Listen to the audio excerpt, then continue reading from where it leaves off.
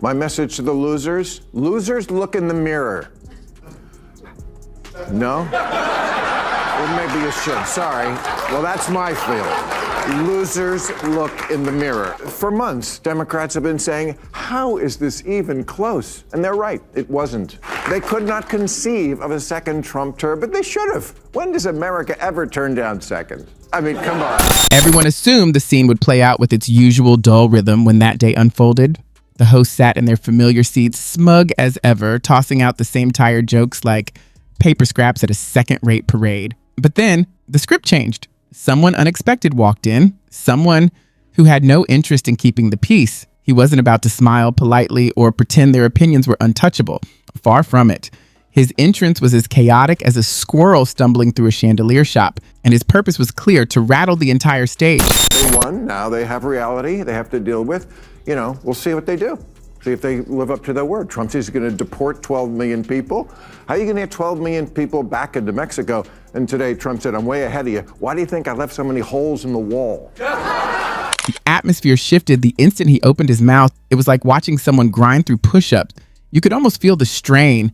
His words struck at the core of what the show had built its image upon. That's what happens when a different perspective forces its way into the spotlight. He peeled back the facade, revealing that the stage had really only been a playground for one side all along. No soft cushions, no sweet coating. His critique was blunt. The panel had been enforcing a single self-reinforcing narrative. Suddenly, their rhythm cracked.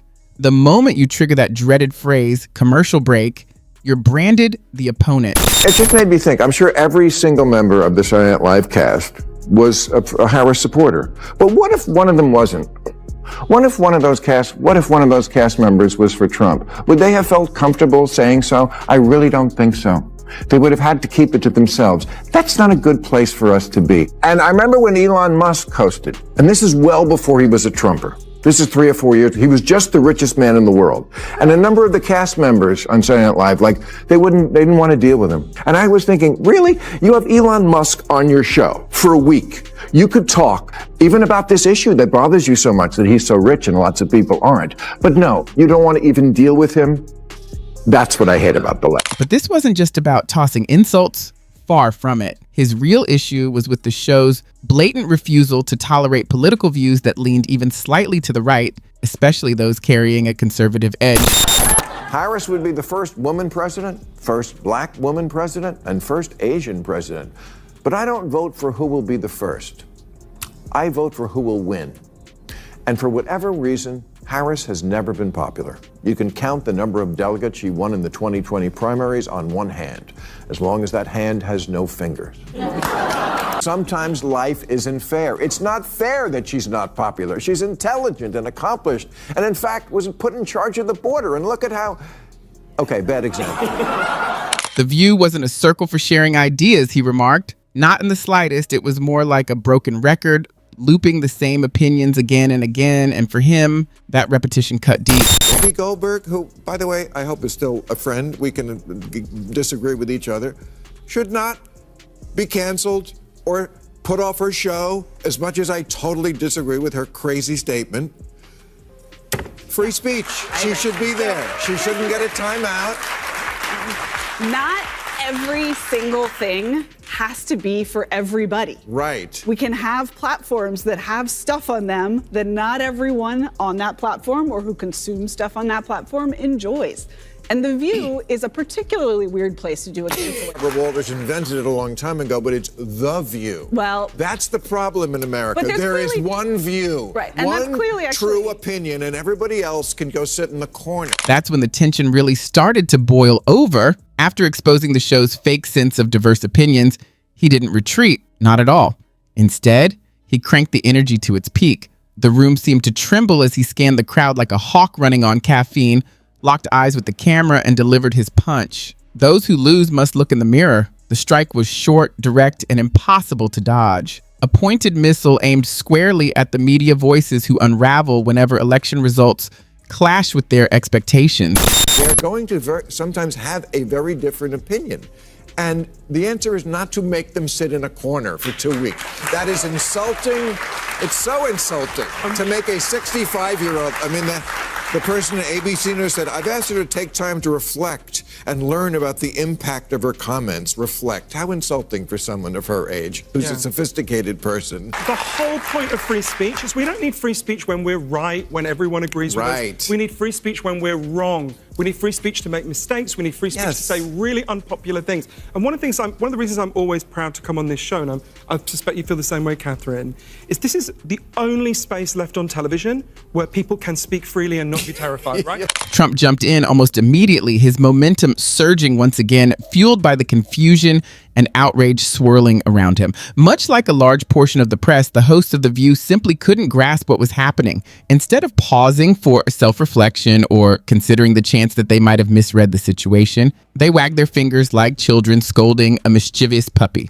And that was exactly the moment he wanted to expose. Then came the cutting line. He likened their denial to a refusal to see reality for what it was. Trapped in their own echo chamber, ricocheting between the same beliefs like a pinball with no exit, they never once imagined Trump could stage a comeback. The point is they didn't vote for him because of racism and misogyny. They voted for him because they felt like, I think the biggest common denominator in this election is people want a good life and ability to provide for their family. Well, and whether we agree or not with Donald Trump's plans, Black people they thought that he was reflective. One of the poorest demographics in this country, but they voted for Kamala Harris. But there was a split, and more of them voted for Donald Trump than had historically. I think that there's such a desire. If you really think the vast majority of this country voted because of racism and misogyny, you're missing it. Most of my family, a lot of my family doesn't have college degrees. But the stats are the stats. But that's not, it doesn't say I'm white, I voted for Donald Trump because of racism. That's not, let me just that. What stat are you talking about? Let me just dissect the two. Yes, you can. There's a lot Hold on.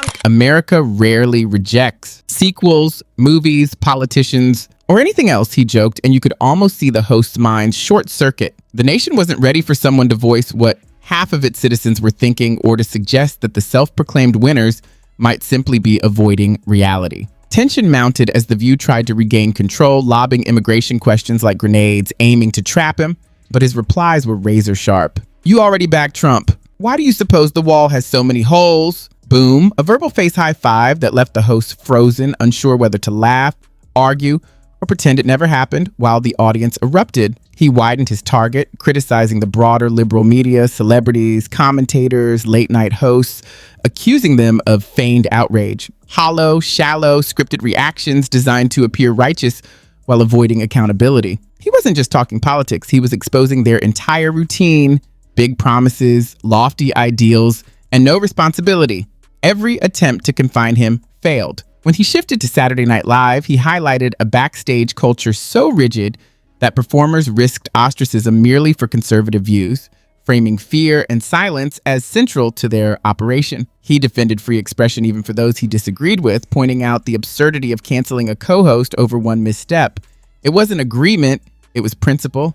On a show emblematic of cancel culture, that argument alone was seismic. He stressed the importance of freedom to make mistakes, voice contentious opinions, and still participate without punishment. A rare platform where viewers could debate, challenge, and err without losing credibility. Then he zoomed out. Today's media, he argued, claims autonomy but actually stifles dissent. When they're right, free speech seems unnecessary. When they're wrong, it's essential. He underscored that The View, despite its name, often excludes dissenting perspectives, creating a closed echo chamber. He dismantled assumptions about Trump supporters, showing that motivations were often practical, security, stability, family, not hatred. He criticized snobbery toward non-college voters, exposing the media's oversimplified narratives. The silence in the room spoke volumes by addressing contentious topics. Honestly, he revealed the fear embedded in the system, fear of losing control, fear of independent thought, fear of admitting anyone might see things differently. He insisted that holding an opposing view does not make someone an adversary. The curtain had been lifted, the stage was bare, facts were undeniable, the host could no longer hide behind rehearsed smiles or pre-planned scripts. When a panelist tried to regain control, the attempt failed. The disruption was intentional, revealing a program unaccustomed to genuine disagreement. In that moment, the energy shifted irreversibly. The audience, long accustomed to repetition, witnessed the fragility of a stage built to reject difference. The View could no longer conceal its limitations. The truth had been spoken, loud, unflinching, and unforgettable. Perhaps people aren't voting purely out of hatred. That idea alone seems to make some uncomfortable, and the conversation often dies instead of thriving. That's the real danger. Not disagreement itself, not opposition, not debate, but the environment where speaking honestly becomes hazardous. It's the same environment he exposed on The View, a stage built to reject dissent, a closed echo chamber where only the sanctioned viewpoint survives.